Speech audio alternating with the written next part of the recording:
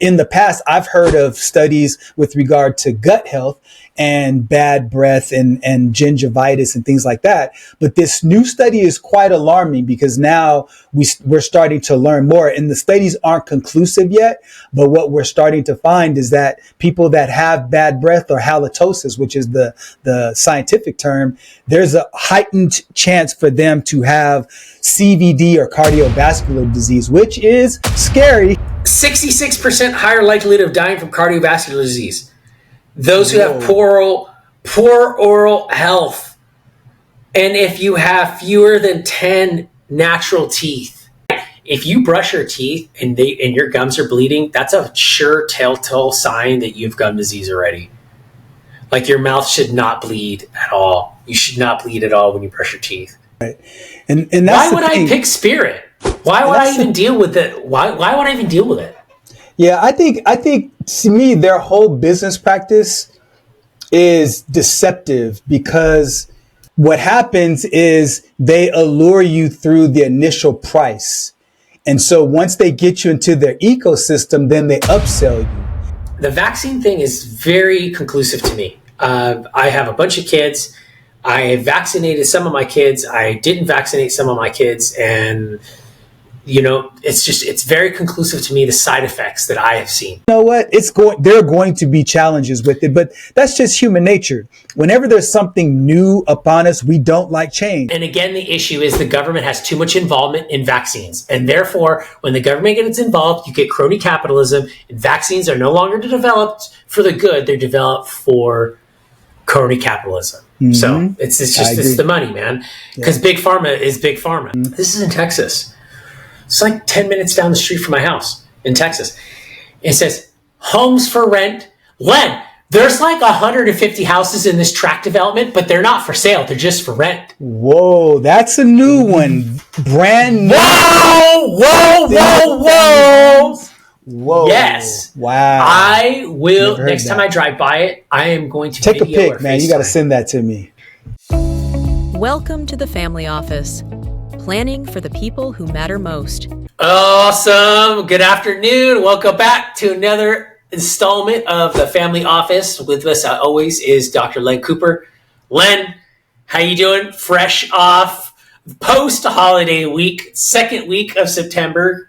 Already the 8th. Can you believe it's already September? Q4 is upon us, man. It's so crazy how fast this year is going.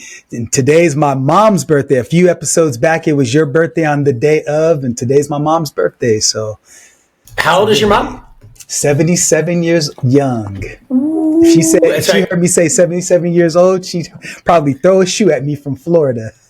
So I know in Latin culture it's the chancla or the flip flop or the flojo or that and I don't know, Italian culture or white people it's the broom. You're gonna get hit with the broom. Mm-hmm. What is it in African American culture? It's the belt or it's the telephone extension. Now not so much these days, but back in the day for sure.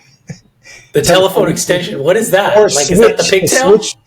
A switch. Okay. Mm-hmm. And sometimes you have to go out and get your own. And if you got the wrong one, that was even worse. So that's what used to happen when I used to go visit my grandmother out in Hanford, California. And so me, not so much, but some of my cousins, we'd all converge to her house. And one of them that'd get in trouble, go out and get the switch. And they'd get the switch in front of everybody. It's almost like the exact opposite of picking like what steak you want to eat for dinner. You get to pick your own switch. Like, I like this one right here. I like this one here. 77 years old. My mom just turned 77 in this past May. So it's interesting to have a mother that old, right? Two parents born in 1948, huh? That's it. 1948 post World War II baby boomers. Like, it's like the first couple years of the baby boomers. What was the baby boomers considered? 1946, right? Mm-hmm. 1946. Interestingly enough, we had a great conversation about baby boomers last week. So we get to go yes, there. If you want to learn more about that, go see episode number 7. Love it.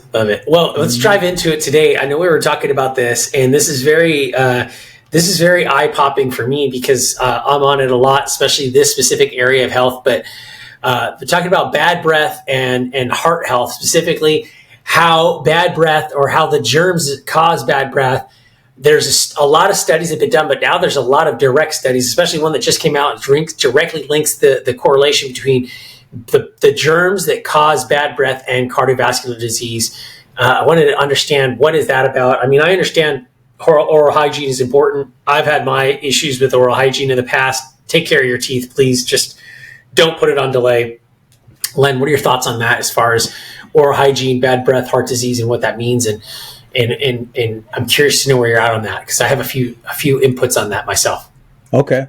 It's interesting because I used to have a time when I was probably maybe 12 or 13 years old where I would brush my teeth and all of a sudden I saw that it was bleeding. And so I was just thinking that maybe I was brushing too hard. And so I went to the dentist and the dentist said, "Hey, when you brush your teeth, do you notice your gums are bleeding?" I said, "Yeah, pretty much every time now." He said, "Well, the reason why is because, one, you have a cavity in the back and you have a filling, you have another cavity on the other side in the back. And, yeah, you're going to have to learn how to brush your teeth better." And I said, "Well, I brush my teeth every day." He says, "You're not brushing the right way." And so when I took a look at the study, it made me remember my own childhood and my battles with that. And so what the studies are finding is there's in your mouth, to put it in simple terms, you have good bacteria and you have bad bacteria, harmful bacteria. There's a lot more good bacteria than harmful. So some of you may think that the remedy for bad breath and taking this problem away is doing something like Listerine or some type of alcoholic approach. But the problem is that you eliminate the good bacteria.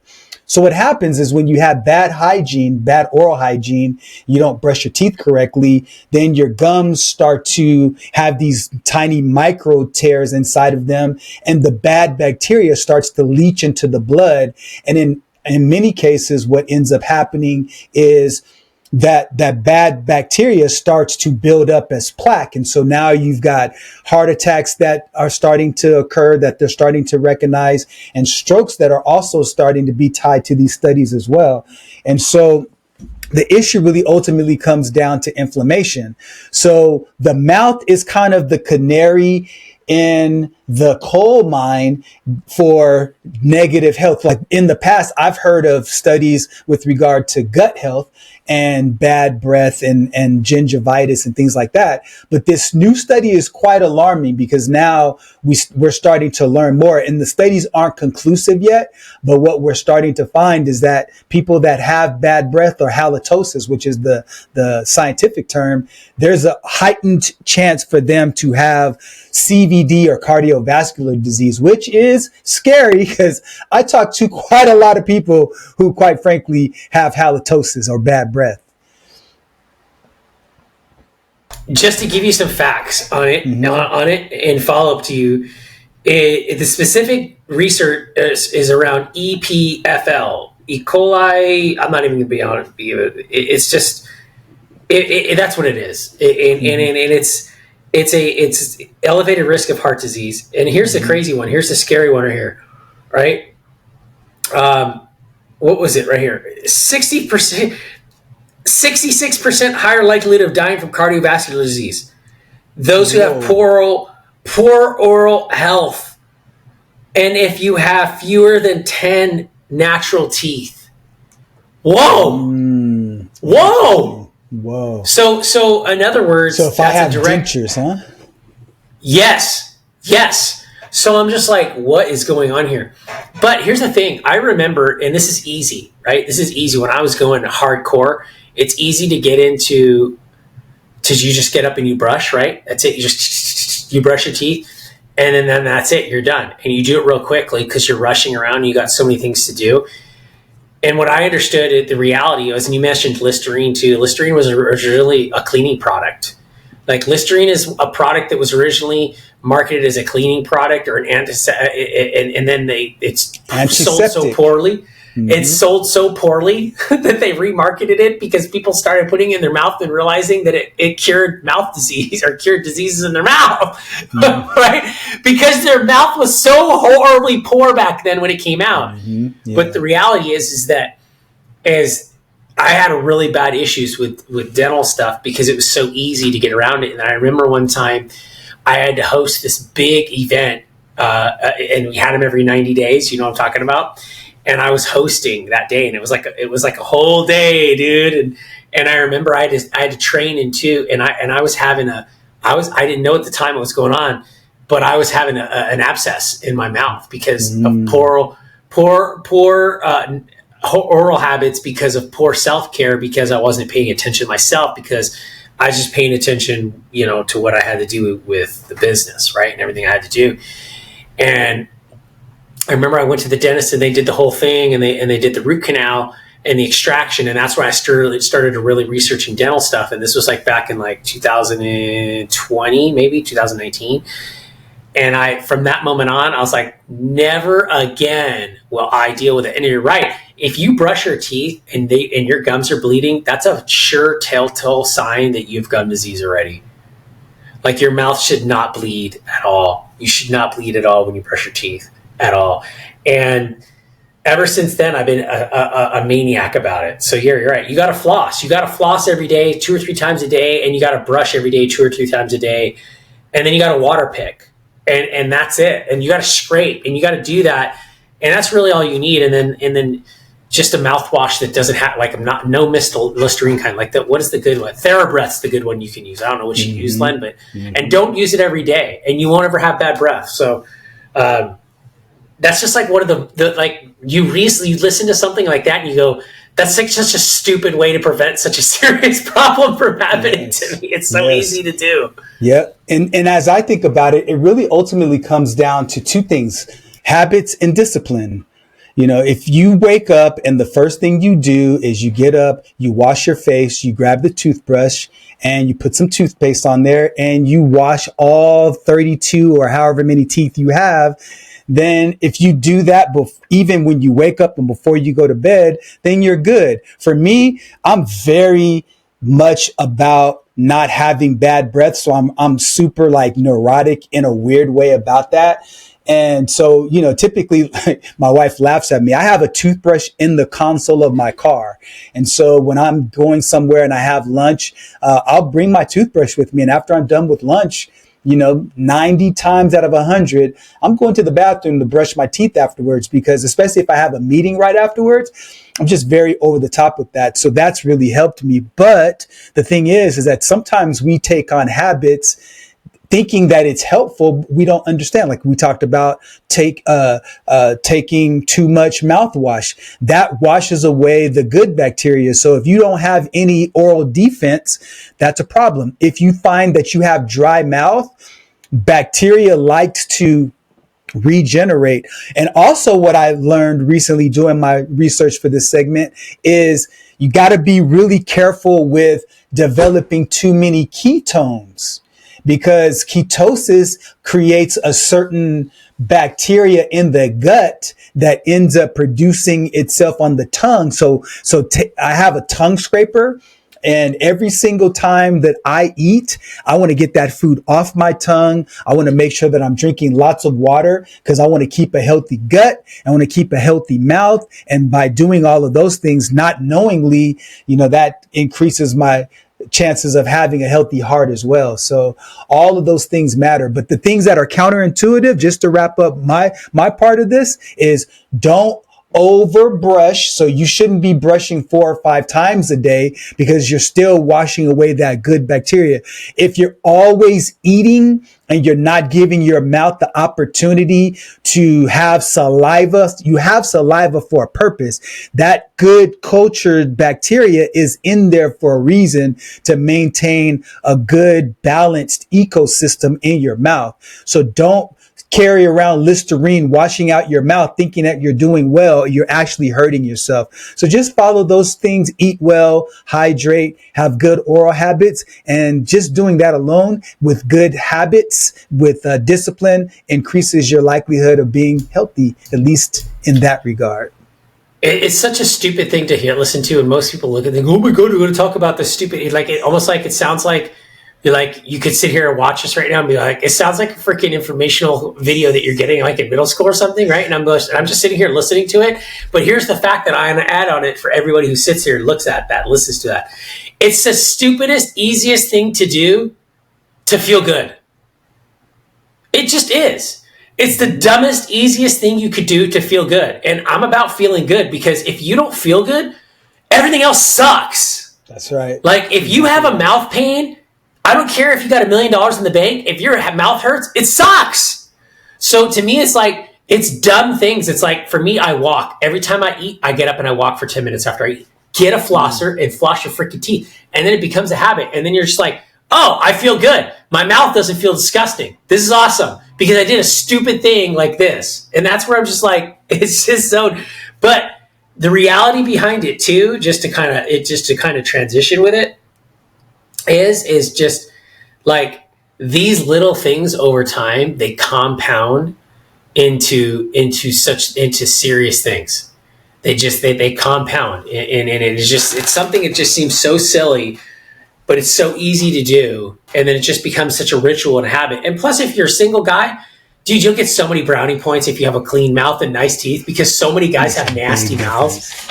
Big difference. And if you're married, you'll get, like, all of a sudden your wife will fall in love with you if your mouth's not clean. They will be, oh my God, honey, what did you do? You lost 20 pounds. No, your freaking mouth is clean.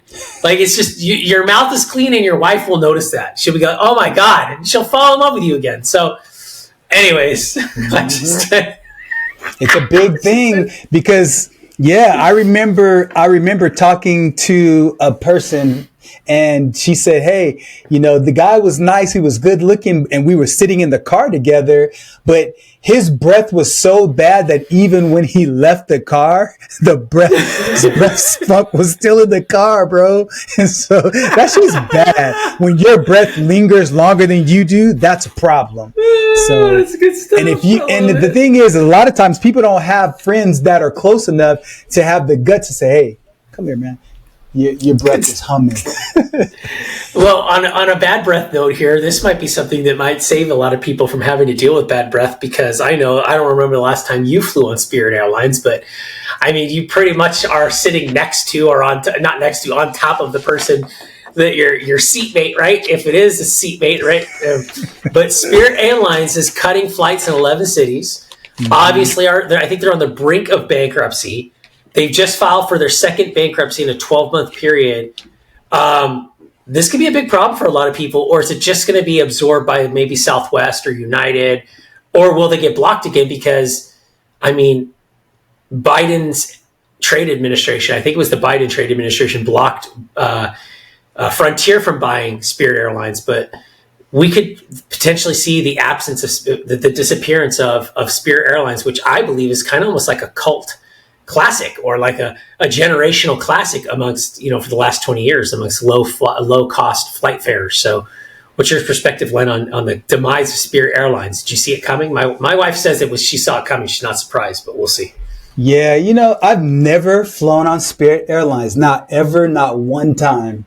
And one of the reasons why is because I always heard of these horror stories about fights on the plane and getting nickel and dimed for all of the pieces of articles that you brought, whether it was a carry-on bag versus a checked-in luggage and all of those things. So because of that, I never flew on it. However, when I think about Spirit Airlines, I think about the fact that you've got to be able to keep in line with best practices in the industry. And so if you have deceptive prices on the front end, and then you're upselling people on the back end, bad press goes 7 times faster than good press. And so they've always had a bad reputation for being a low budget, just bad, poorly run airline. Because if you look at Southwest, their whole mantra was, we're the low price leader.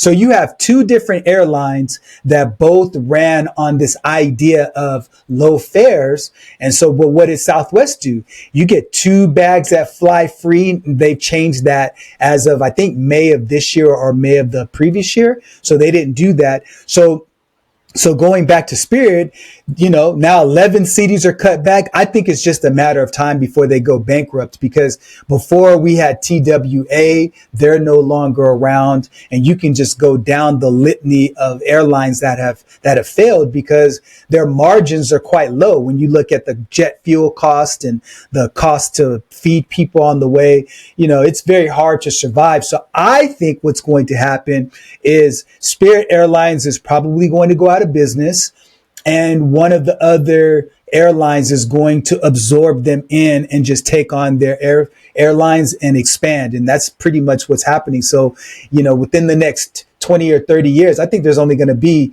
a handful or fewer airlines that exist because of what's happening. It's just a trend that's continuing to happen.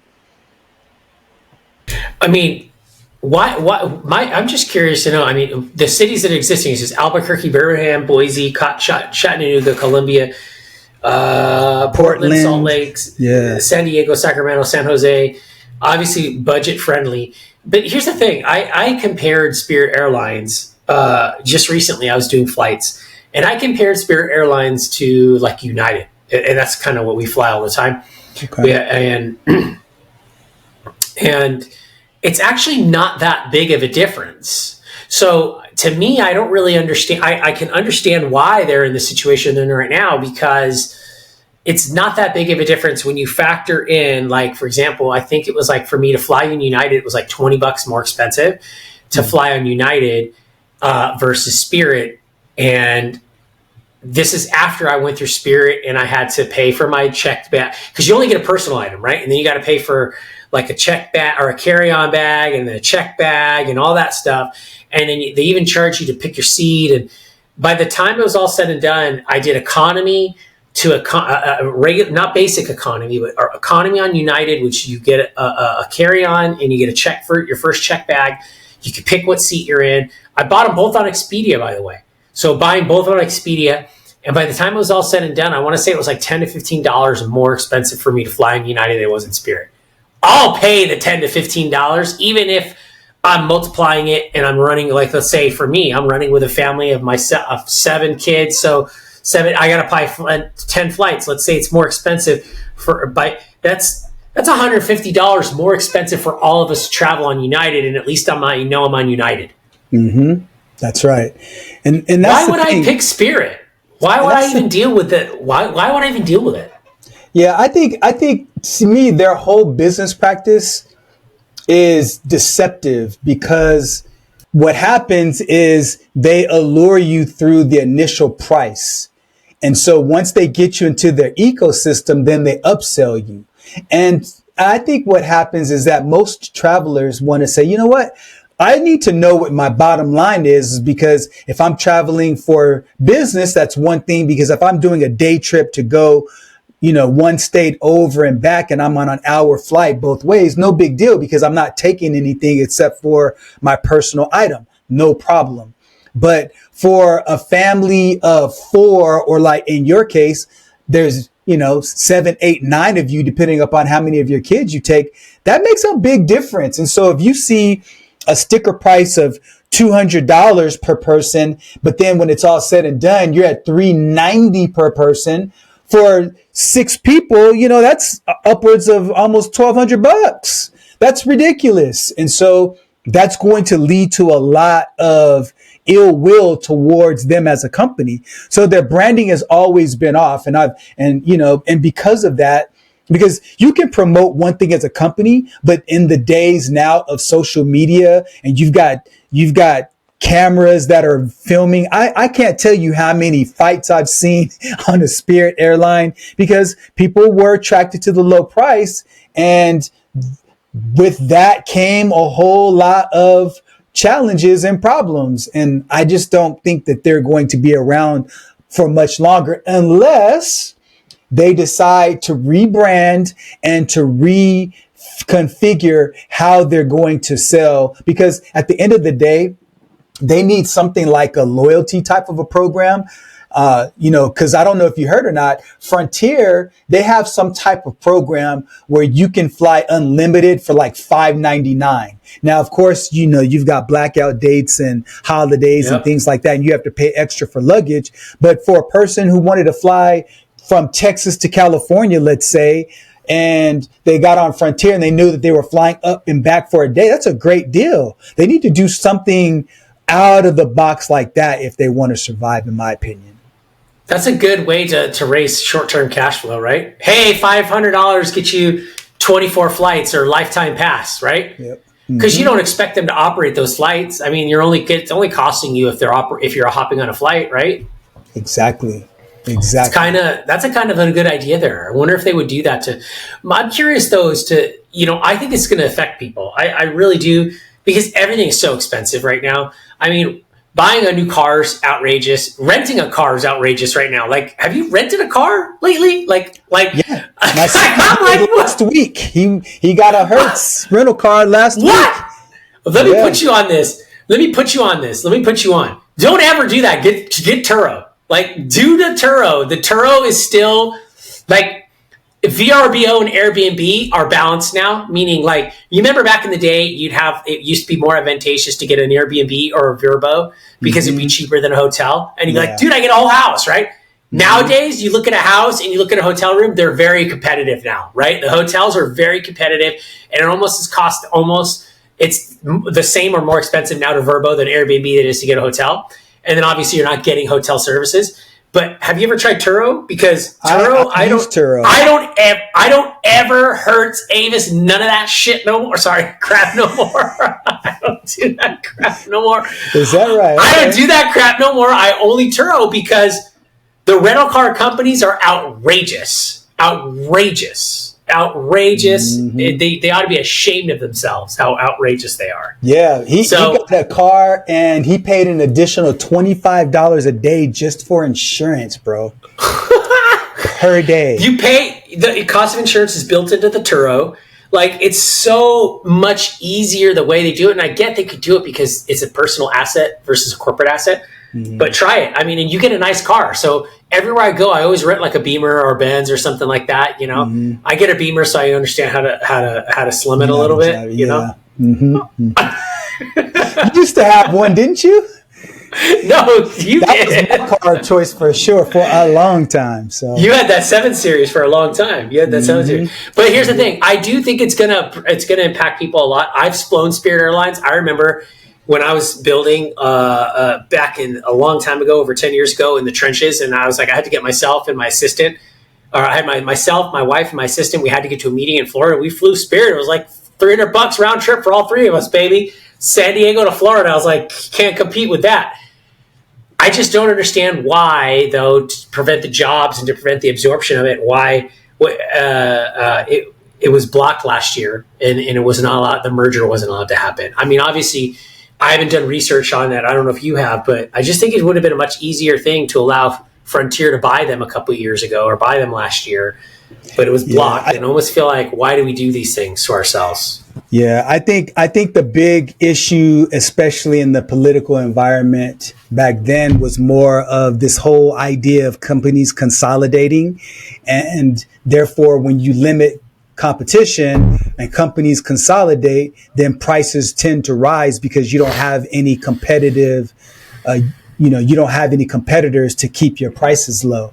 And so I can understand that move. I just think in such a low margin industry and high cost industry, highly intensive cost, you need to find ways as a company to get more creative in the marketplace. I think, you're more of a libertarian. I'm an independent, but in this case, if they can't hang business wise, they need to go under. So innovate or go under. That's my take. I just think that Frontier wanted it. Let them buy it. I don't think. I think it would have caused less of a disruption in the marketplace by allowing a more solvent, sound competitor. Which, by the way, I didn't even know Frontier was even that big to even be able to buy for Spirit. it would have been so much less disruption in the marketplace. You wouldn't have had to worry about bankruptcies and the bankruptcy courts and selling the assets and flight channels. And now all these people, like, for example, all these people that rely on those flight routes, they're not there anymore, right? Mm-hmm. Like, if I was in that situation, that a move like that would have been so detrimental to me in business, because I would have lost my livelihood. Like, for example, if this would have been the other way around, and this was back in like 2016, 17, 18, and those were the years that I was going back and forth to Colorado a lot. If this would have happened to Frontier, and because Frontier is based out of that, so I was always catch Frontier, a flight from Frontier to LAX. And it would cost me sometimes, Len, $30 round trip, $40 round trip, right? Mm-hmm. If this would have happened to Frontier, like it's happening now, it probably would have killed me. Like, I would have, I don't know what I would have done.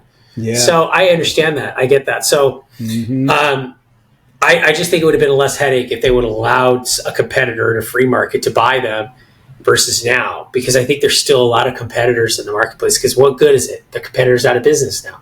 What do we do? What did we do by blocking them? Nothing. Good right? point. Very good point. Very good point. Well, that might be a good opportunity too, because now maybe we don't need to go to Florida as much, because there won't be as much travel options to Florida anymore. But recently, last week, Florida just ended child vaccine mandates. I'm all about this. I think this is a great thing.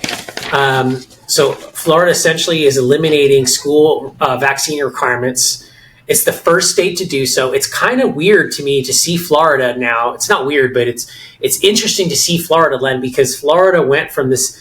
Florida at one point was like, Florida's interesting because if you look at Florida, Florida almost was like California is now. You know what I mean? Florida was going in that direction where it was like this weird state, and you had the whole hanging Chad issues, and it was very left leaning, and it was a toss up. I mean.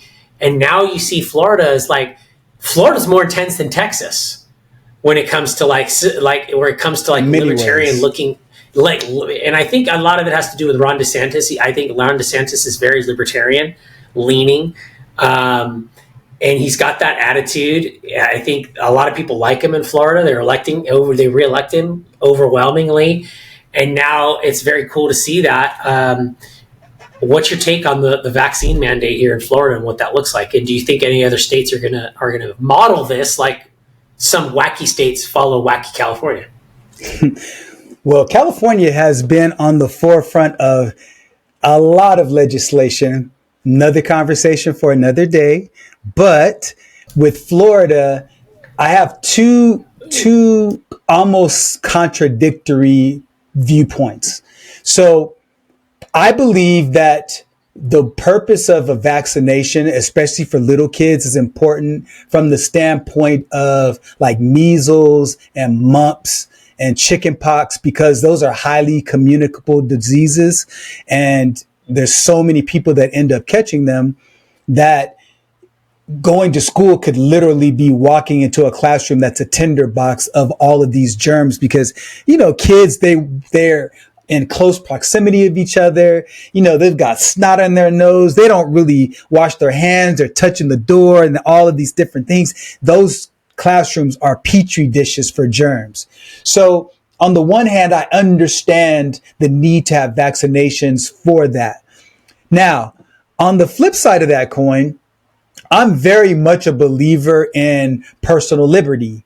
And I believe that if a parent elects not to have their child vaccinated, they should have the right to not have their child vaccinated.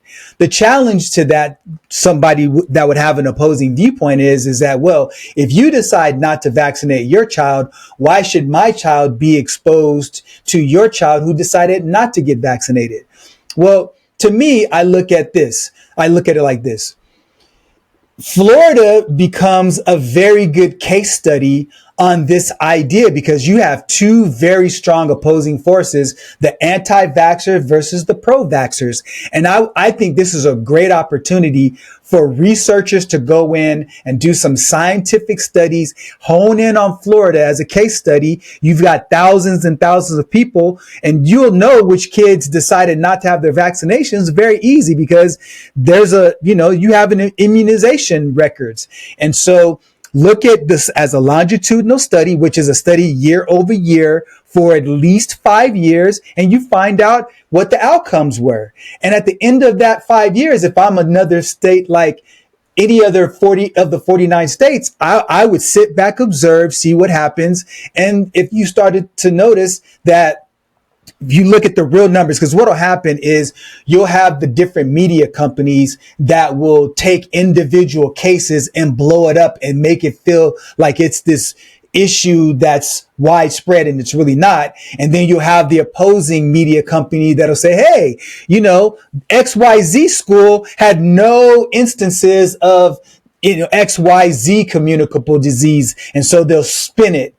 Scientifically, you can look and find out if this is effective or not. So while I would personally want my kids and elect to have my kids have those specific vaccinations only in the beginning to prevent like polio and things that we've eradicated. But outside of that, if the next parent decides not to have their kid vaccinated, God bless you, man, because it last I checked, it's a free country and you can do what you want to do. I think that what we see here is an opportunity to see just how, like, the democratic process or the republic process is supposed to work in America, right? And that you're supposed to allow states to incubate laws and legislation. And I think what Florida is doing is giving a very good example of how you're giving freedom of choice to people to make those types of administrative decisions. So, the vaccine thing is very conclusive to me. I have a bunch of kids.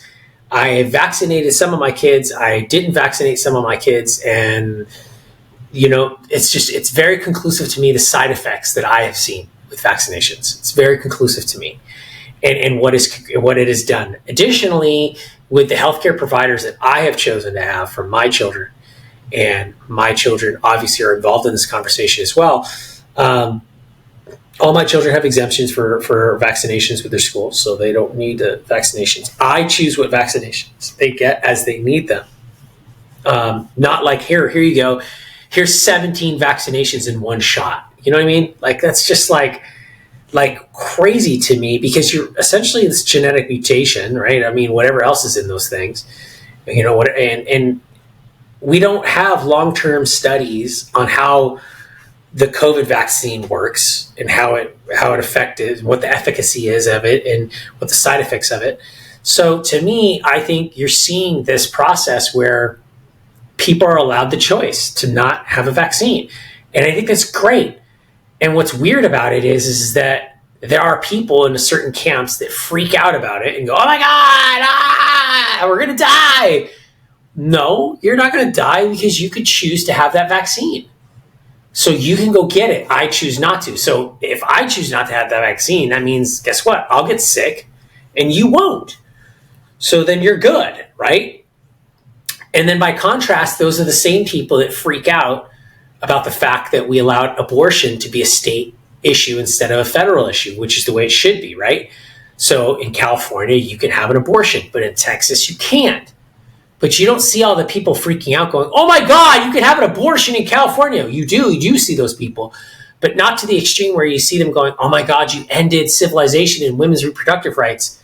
No, you didn't. We just put it to the state level. So I think what we're seeing here is we're seeing good political, not want to say recourse, good political actions or good political flow, right? You're seeing the political system that is America's republic work. Now I know that if I want to not live in a place where vaccines are mandated on me by the government, which I don't think they should be, I just go to Florida. And now I'm on my way. And by contrast, if I want to live in a state that allows abortion, then I can't live in Texas. I got to live in California. That's the rules. That's the law. And that's the way it should be. I just think this is such an obvious thing. I don't know why more states don't do it. I get the epidemic issue, but to me, I think the COVID vaccine, Len, was such an atrocity in what was done with it, and it was forced on people, and now we're seeing such a negative ramification from it. But I am for like a tetanus vaccine or tetanus shot, the measles, the mumps. I'm for that stuff. If you're going to be in those areas and you're exposing yourself to it, you ought to do it. But here in America, the likelihood of you getting it, you're more likely like, it's so unlikely for you to have it because you're in America. But of course, if you're going to travel abroad, I would do it. I would do it older, and I wouldn't subject my body to all of those vaccines at a young age. I would do it over time. I had them all, but I know I had all the ones like tetanus and all those stuff and whatever. I can't remember the last time I got any vaccine. I didn't do COVID vaccine. I didn't do any of it. In fact, with COVID, and I know this is a sensitive subject for a lot of people. I'm friends with a lot of people that are very sensitive around it. They're even sensitive about my viewpoint. But to me, it was like, look, I can only speak on what worked for me. I can't speak up. But for me, it was like, give me it as fast as I can. And we all got it. And we all got it fast. And that was it. It was over fast. Thank God. But again, we did that because we knew we didn't have any comorbidities. We didn't have any other extenuating medical circumstances. My mom, back then she's 77 now. She was in her early 70s, but she had type 2 diabetes. So I knew we didn't go near her until we knew what it was. And my mom got the COVID shot and all that stuff. And she still got COVID. And my father-in-law got COVID shot. And he still got COVID too. But at any rate, I think it's a good thing. I don't think that there's going to be any outbreak stuff. We haven't seen that. I don't think you're going to see any negative ramifications.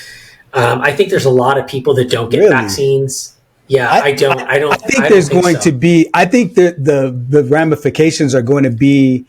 The first ones are going to be political. So, like, for example, I think what's going to happen is there's going to be a faction of people that say, hey, we want vaccinated classrooms where only kids go into this classroom if you're vaccinated. And if you're not vaccinated, you go into that classroom. I bet you there are going to be some parents at some school board meeting that will go and ask for that. And that school board meeting is definitely going to make the news. And there's going to be a nationwide conversation about it. And both sides of the political aisle are going to take issue with it. And both propaganda machines going to take issue and run with that. Look at the lib parents that are doing this, and the others are going to be like, oh my gosh, look at these, these radical conservatives that are trying to, contaminate my kid and all of this stuff. And I just say, you know what,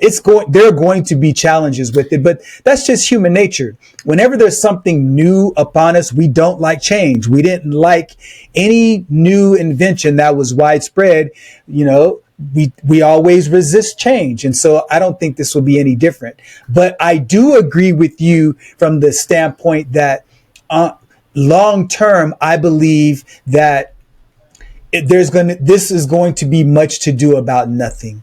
That people who decide to get their kids vaccinated will go, and people who decide not to. And I don't believe there's going to be this big outbreak because we have good technology. We understand how to provide remedies. And, now if there's some type of pandemic type of virus and stuff like that, then, but those only come once every 100 years. And I think it's safe to say we probably won't have one of those events, at least during our lifetimes.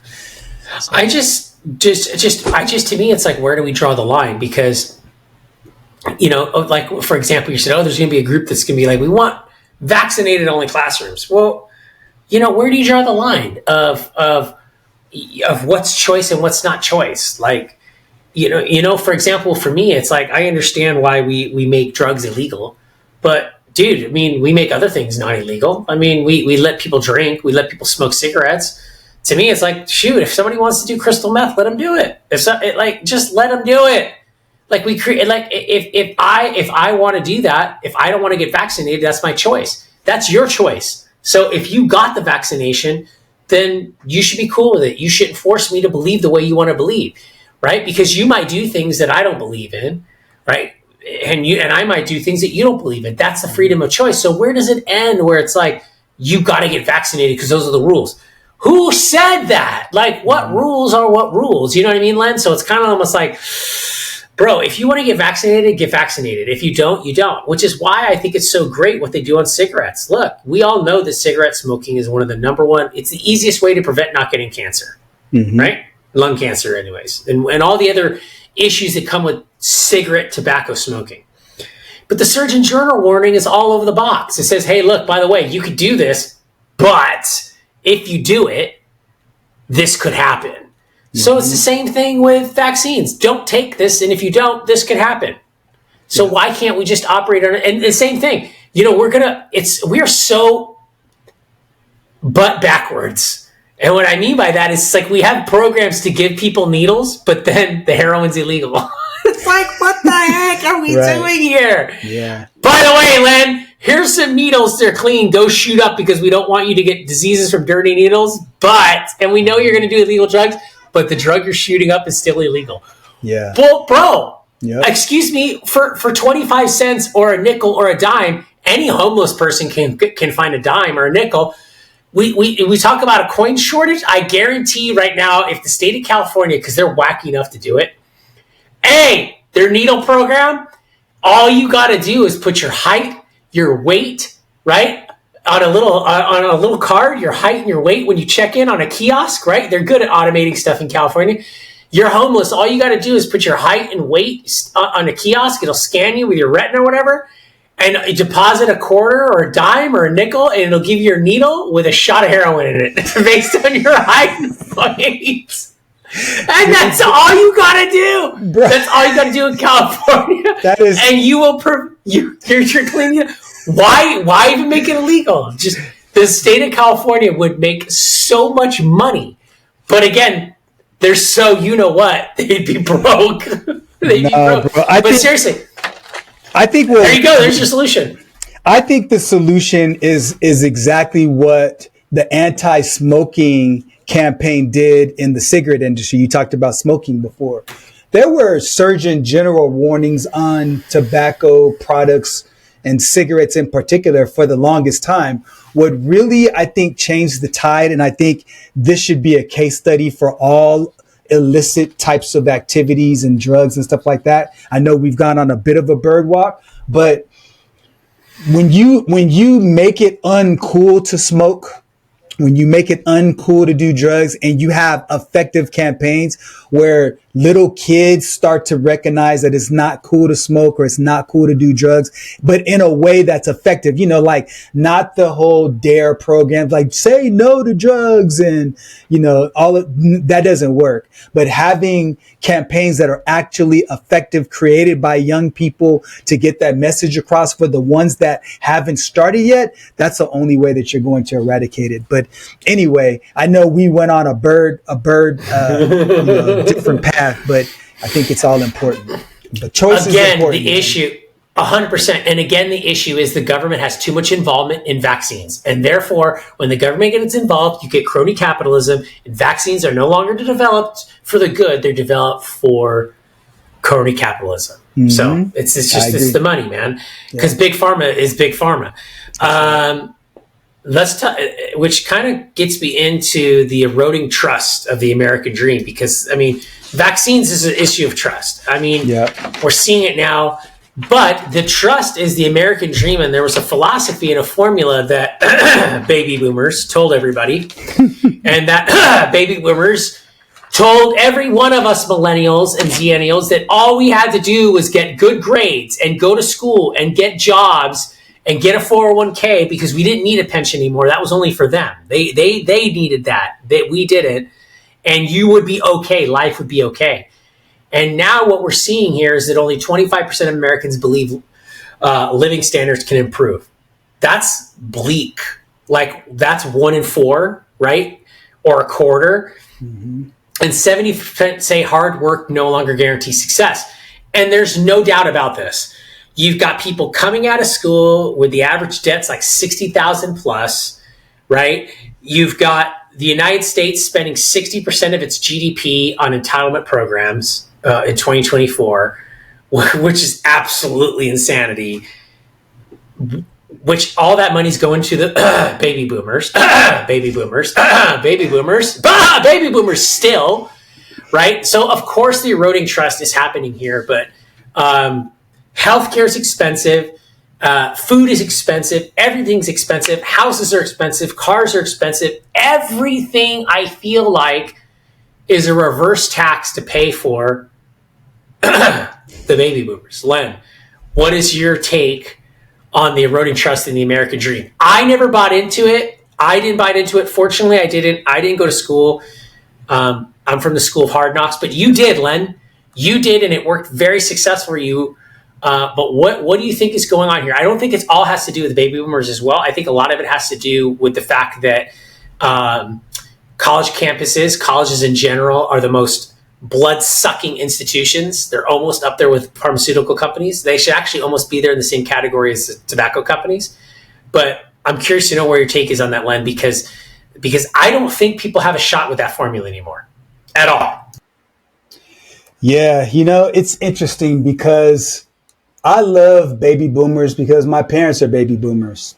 However, I think that a lot of the policies that were put in place 30, 40, 50, 60 years ago, they're now coming to roost because of the generational transition that's happening.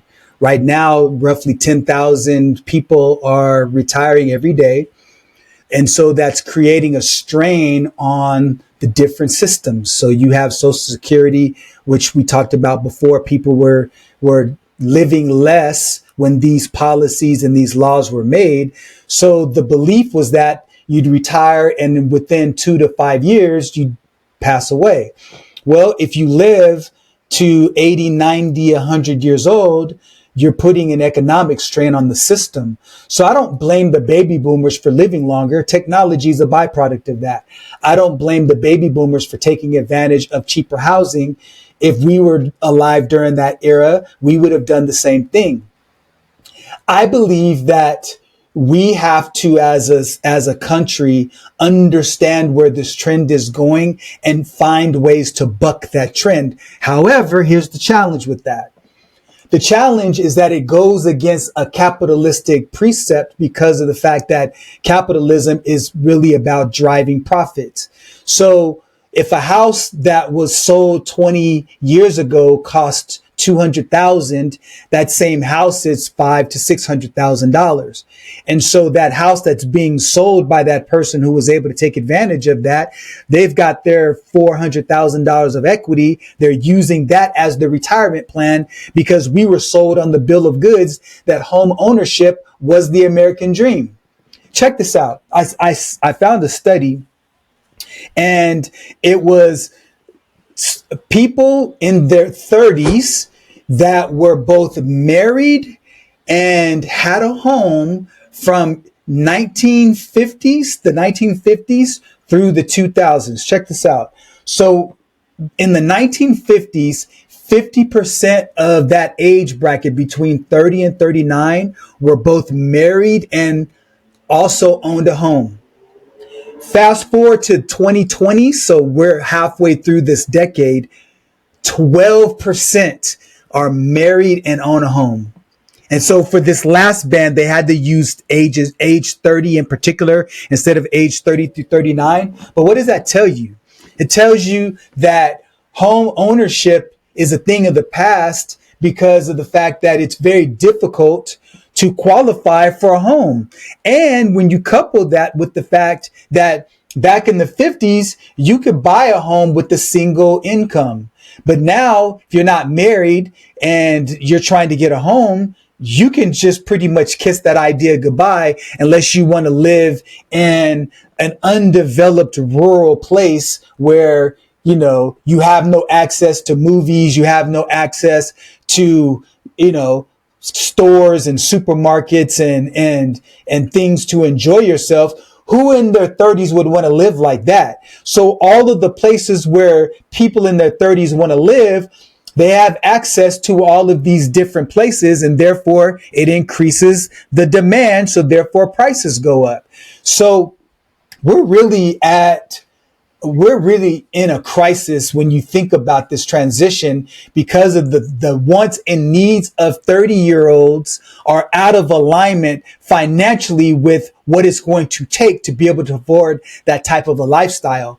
And if I were in my 30s, I know for sure that I would not have as positive of an outlook as I did in my 30s, based on where society was, based on where the cost of things were at that time.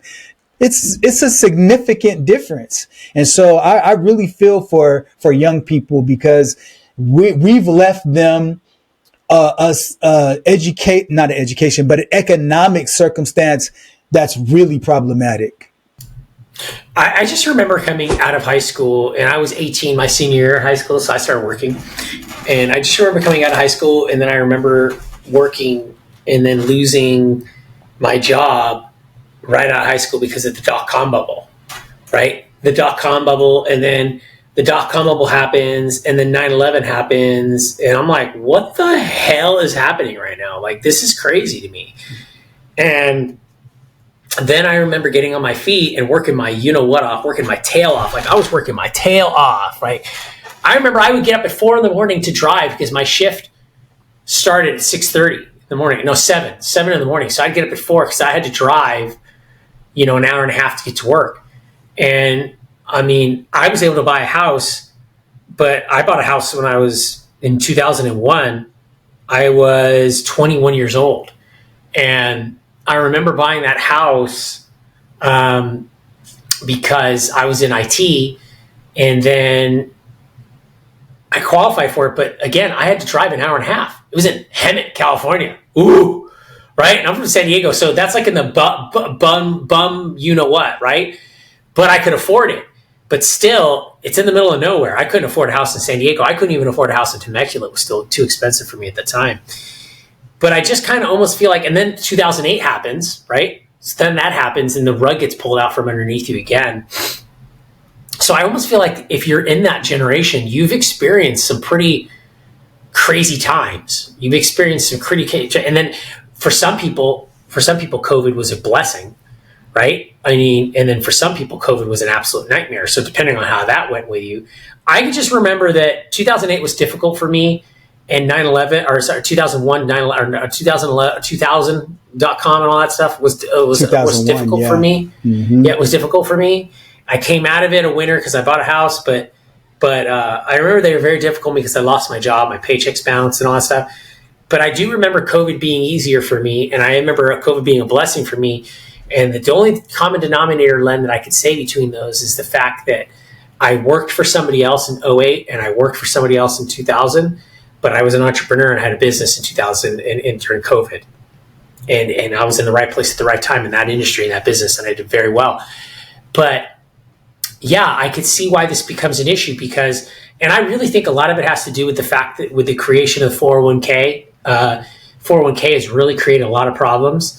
401k opened up the doors for, retirement, obviously, yes, to be in the hands of people, but still shackled behind the corporate veil. So yes, you can manage your own retirement and do your own stuff, but it still has to be through a company. And that tax breaks for the company, right? So we just figure out a way to get the money back to corporate cronyism and back to the companies and back to the government. And then what ends up happening now is because of that, companies don't issue pensions anymore, which was really good for people, right? Because it gave you a vested interest to do your job really well, but then it gave that company a vested interest to make sure it did good for you, right? And now companies don't have to do that anymore because they don't do that anymore because it's 401k. Oh, it's your responsibility. But now that's opened up the door for BlackRock and State Street and all these big companies to own single-family residences. So we asked them, we said, why are single... And then it was something I seen the other day, an advertisement. It said, what's this? Oh, it's just BlackRock convincing you again that renting is better instead of owning, so that you secretly put your money in your 401k so that they could buy the house with your 401k money instead of you buying it, you rent it from them. And I went, whoa, so true. Mm-hmm. So true. We have allowed the biggest banks in the world to own all the houses in the world. So it's really almost like, what would you even call that? I mean, what would you even call that? Reverse socialism, reverse capitalistic socialism? I don't even know what you call that. It's like because oligarchies, small. Almost, right? Yeah. Almost, right? Mm-hmm. Because without the advent of 401k, these companies don't get because that's what you're doing. You're putting your money in the 401k. These fund managers have your money. Mm-hmm. We talked about it earlier too. Starbucks is like bigger than most banks because of the money that people hold in their Starbucks account. Right? So think about the amount of money that these retirement companies, the big three, mm-hmm. State Street, Vanguard, and what's the other one? BlackRock, State Street, Vanguard, and BlackRock. They're all the same. They all do the same thing, and they own tons because they're buying all the single-family residences. Mm-hmm. So now you have big companies that own houses. Like I seen it the other day, Len. When you build like a track house development, mm-hmm. right? And then they put the signs up there and they have the models built, right? Mm-hmm. Mm-hmm. This is in Texas. It's like 10 minutes down the street from my house in Texas. It says homes for rent. Len, there's like 150 houses in this tract development, but they're not for sale. They're just for rent. Whoa, that's a new one. Brand new. Whoa. Yes. Wow. I will. Next time I drive by it, I am going to take a pic, man. You got to send that to me. You got to see it, dude. And again, this is exactly what's happening. And you look at it and it goes hand, and you can't help but think, damn, the corporations are in on it with the government. They're all trying to do the same thing. They're all trying to own everything so that you own nothing. And you're financing them. We're financing them. We're giving them their money. Banks, investment banks, we give them my 401k. And the government is laughing all the way to the bank because they know they're going to get the money at the end of the day. So they're laughing their way to the bank. So it's just like, how did we get here? Of course there's an eroding trust in the American dream. You kind of almost look like it. I feel like for Xennials, they kind of almost look like it at this point. And just they watch The Matrix and they probably go like this, Len, just plug me in now. Yeah. Just plug me in now, baby. Mm-hmm. Just plug me in now. Yeah. You know what? Yeah. Just plug me in now, baby, because I don't want to worry about it. Yeah. Yeah. So I can kind of see that. It's a very difficult fight for the younger generations that don't have a piece of that wealth, because it's so much more difficult to acquire now because you have a weakening dollar. And anytime you have a fiat currency that gets weaker over time, the buying power goes down and the difficulty to make purchases goes up. And so the only way to fight against that is to have either multiple jobs or to have a business that grows faster than all of those. Then it grows faster than the deterioration of your fiat currency, and it grows faster than the rate of inflation, which are both kind of the same thing, but stated in a different way. And so I understand that everybody who watches this podcast isn't necessarily entrepreneurial. And I don't quite frankly think everybody should be an entrepreneur. Business is hard, but I do believe that given the type of economy we have, you either need to have an extra stream of income through another job that you have, or you need to rethink how you decide to occupy space. What do I mean by that? Well, in our day, I don't want to sound like an old dude, but the general rule of thumb is you get married and you go buy a house, right? But it's so much more difficult to do that. So why not consider having a large enough house where it's still subdivided so there's some privacy? You get the square footage, you get the land to be able to appreciate. But now instead of having 2 incomes buy that home, you have 4 incomes buy that home. Things like that, I think people more and more are going to have to start thinking about, like, hey, maybe you're good friends at work and your spouses are good friends. So you say, hey, look, I like this area. Oh, I like this area. Go in with the 4 of your incomes and go buy a house. Maybe you've met in college and you're good buddies in college and you decide to extend your friendship beyond that, move to a different state because you both like that particular location. Hey, consider getting a house with the 4 of you, or maybe even the 6 of you, and get a larger house and have a compound, and maybe it has a casita and a lot of land. The only way people are going to be able to have the same type of a lifestyle is to be able to do something like that. Otherwise, they're screwed. They're screwed. And I think that's a good point, Len, that you just meant there, because that's obviously the resilient factor.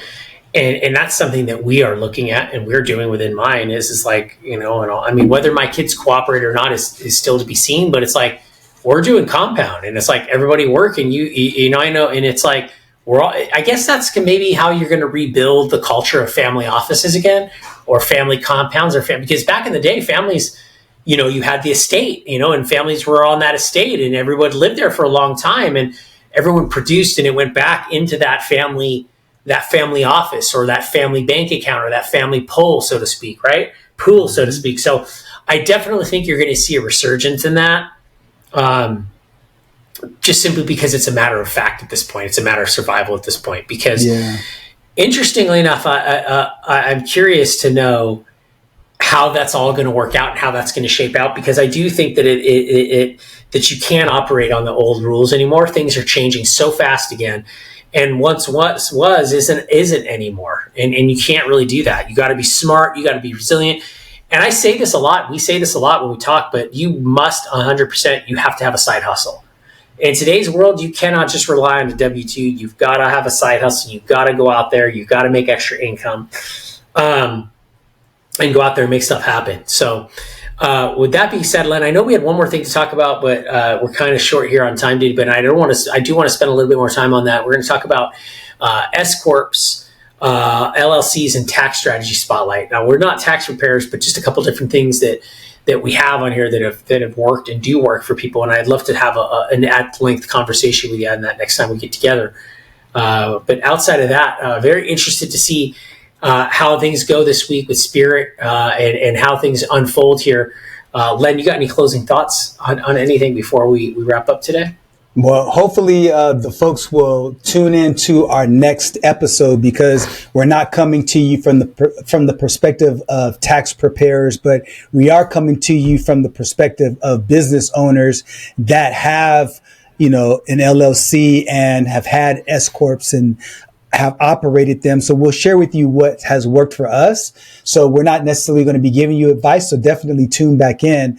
And there's so many things that are happening in our country right now. So we want to stay on top of that. We also want to always give you financial perspectives and health related perspectives. And so that's what you're going to expect on our channel here. And so we're going to continue to grow. As long as you keep tuning in, we're going to keep showing up, and we are going to show up regardless, because of the fact that we enjoy what we do. We enjoy the conversations, and it's great to have opposing opinions and still be able to eat lunch with each other, hang out, and not hold each other hostage for our opposing views. And so with that being said, hey, Chris, another great episode. Is always good connecting with you, sir. And until next time, for those of you, please subscribe, and feel free to reach out and have comments if you want to share some of your thoughts and opinions. That being said, take care, everybody. Bye-bye. Appreciate that. Conversation has given you clarity on your next steps. Please share this episode with someone who's walking the same path. Don't forget to like and subscribe so you won't miss future episodes. And remember, planning ahead isn't just prudent, it's an act of care. Thanks for joining us, and we'll see you next time on The Family Office.